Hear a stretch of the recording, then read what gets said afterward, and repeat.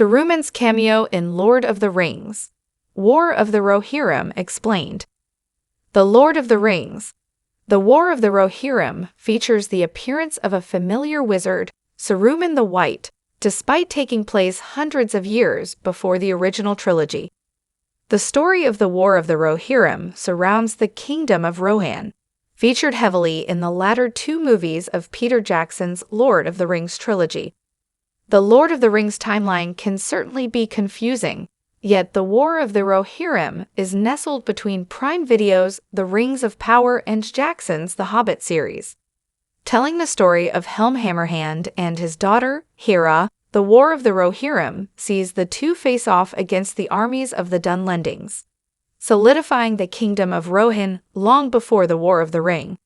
As such, the War of the Rohirrim's cast of characters features many new faces, devoid of the familiar names of Jackson's movies and The Rings of Power. That said, by the time the ending of the film rolls around, a known member of the Lord of the Rings Istari Order makes a surprise cameo appearance, Saruman the White. Lord of the Rings Saruman returns at the end of War of the Rohirrim. In the final sequence of the Lord of the Rings, the War of the Rohirrim, the aftermath of the titular conflict is outlined. Hera rides out to meet with another wizard, Gandalf, who seeks information about Mordor's search for Lord of the Rings' Rings of Power. Meanwhile, Hera's cousin, Frelf, takes the throne of Rohan as the successor of Helm Hammerhand. Frelf is shown being crowned as king, giving Hera his blessing to embark on her Shield Maiden adventures. As Frelf is rebuilding Edoras, he is greeted by the new Lord of Isengard, Saruman. His death and the routing of his army of wild men saw Isengard unoccupied, giving Saruman a stronghold close to Rohan. Saruman enters the ruins of Edoras Golden Hall and greets Frelf. The wizard tells the young king that he is available should Rohan ever need his aid. This comes after the death of Wulf, the War of the Rohirrim's primary antagonist, who had previously laid claim to Isengard. His death and the routing of his army of wild men saw Isengard unoccupied, giving Saruman a stronghold close to Rohan that he becomes synonymous with in The Lord of the Rings. This is Saruman's only scene in the War of the Rohirrim, setting up his Middle-earth future. Christopher Lee voices Saruman in Lord of the Rings, War of the Rohirrim. Perhaps the most shocking, yet simultaneously satisfying, element of Saruman's return in the War of the Rohirrim is the return of Christopher Lee. Lee's return is so surprising due to the actor's tragic passing in 2015, which saw the fan base of The Lord of the Rings, that of Lee's many horror movies, and those from the several franchises Lee had frequented come together to honor the legendary performer. Despite this, Lee somehow returned as Saruman for the War of the Rohirrim almost a decade after his death, begging the question of how this was achieved.